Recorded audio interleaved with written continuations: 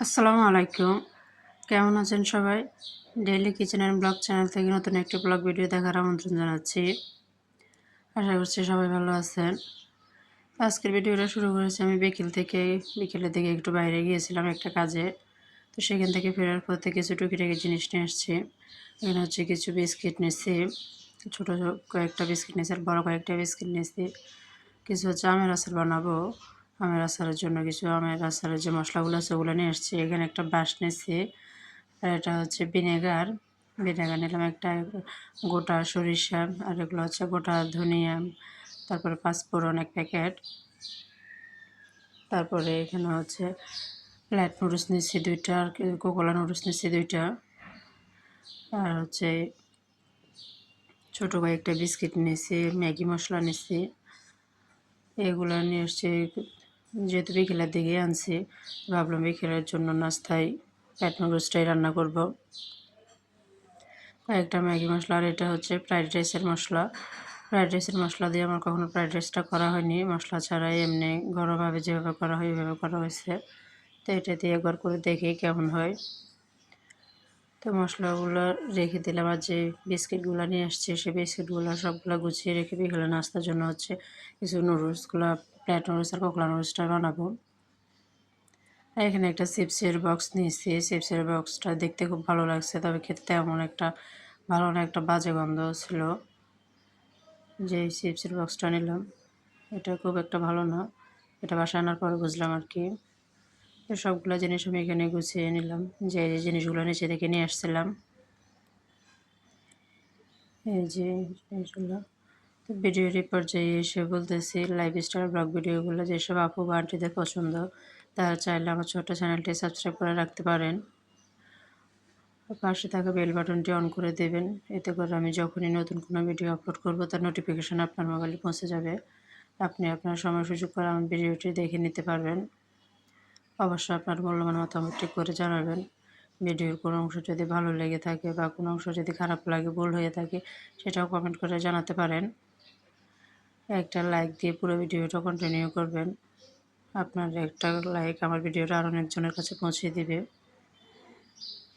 তো কথা বলতে বলতে আমি নুডলসের সব প্রিপারেশন করে নিচ্ছি। নুডলসটা আগে থেকে সিদ্ধ করে নিচ্ছিলাম, সিদ্ধ করে নিয়ে এখন হচ্ছে পেঁয়াজ, কাঁচামরিচ আর টমেটো একটু করে ভেজে নিচ্ছি। আমি দুইটা ডিম আগে ফেটিয়ে ওগুলোকে ভাজি করে আলাদা করে রেখে দিচ্ছি।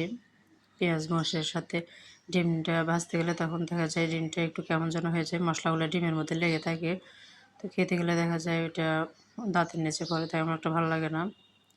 এই জন্য ডিমটাকে সবসময় আলাদা করে ভাজি করে নিই। নুডলস রান্নাটা তো খুব ইজি, সবাই জানে, তারপর আমি যেভাবে করলাম ওইভাবে শেয়ার করলাম আপনাদের সাথে।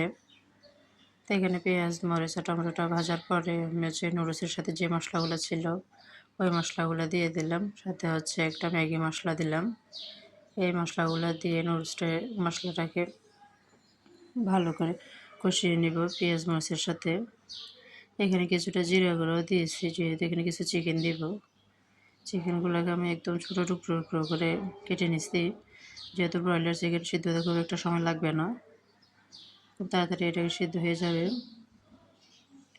মাংসটাকে কষাতে দিয়ে আমি হচ্ছে নুডলসটা সিদ্ধ করে নিয়েছিলাম ওটাকে ছাঁকনি দিয়ে ছেঁকে নিয়ে একটু ঠান্ডা পানি দিয়ে ধুয়ে নিব। এখানে আমি একটা প্লেট নুডলস আর একটা হচ্ছে কোকোলা নুডলস সিদ্ধ করে নিচ্ছি। এখানে কিন্তু কোনো প্রকার হলুদ ব্যবহার করিনি, নুডলসটা এমনিতে অনেকটা হলুদ ছিল, যে প্লেট নুডলসটা ছিল ওটা। এটা দুটো নুডলসে সিদ্ধ করে নিচ্ছি, এটাকে একটু ভালো করে ঠান্ডা পানি দিয়ে ধুয়ে নিচ্ছি।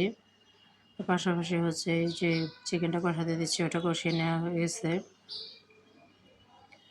নুডলসটা ধুয়ে ঠান্ডা করে পানি ঝরিয়ে নিচ্ছি, পানি ঝরিয়ে নেওয়ার পর হচ্ছে এখন এটাকে আমি মাংসের সাথে মিশিয়ে নিয়ে ভেজে মাংসগুলো একরকম কষানো হয়ে গেছে, তেলটা উপরে উঠে আসছে। এখন আমি নুডলসটা এখানে দিয়ে মাংসের সাথে ভালো করে মিশিয়ে নিব। নুডলসটাকে ভালো করে ভাজি করে বিকেলের নাস্তার জন্য নুডলসটা খুব সহজ একটা আইটেম, জাল আইটেম বাচ্চারা খুব পছন্দ করে। বিশেষ করে আমার বাচ্চারা খুব পছন্দ করে নুডলসটাকে মাংসের সাথে ভালো করে মিশিয়ে নিয়েছি।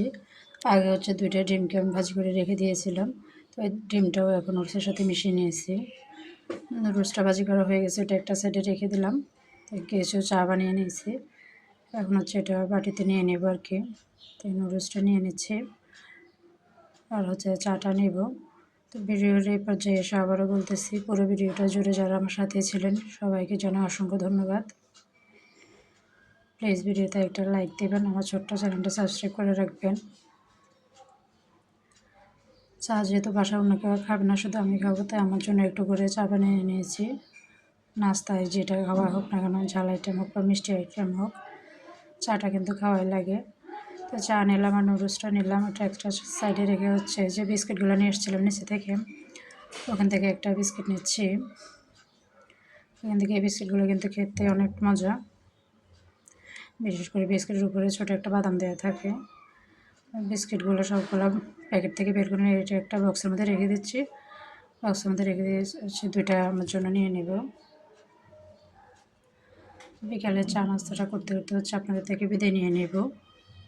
শুরু থেকে এ পর্যন্ত যারা আমার সাথে ছিলেন সবাইকে অনেক ধন্যবাদ। পরবর্তী একটা ব্লগ ভিডিও নিয়ে আপনাদের সাথে হাজির হব। সেই পর্যন্ত সবাই ভালো থাকবেন। আল্লাহ হাফেজ। আসসালামু আলাইকুম।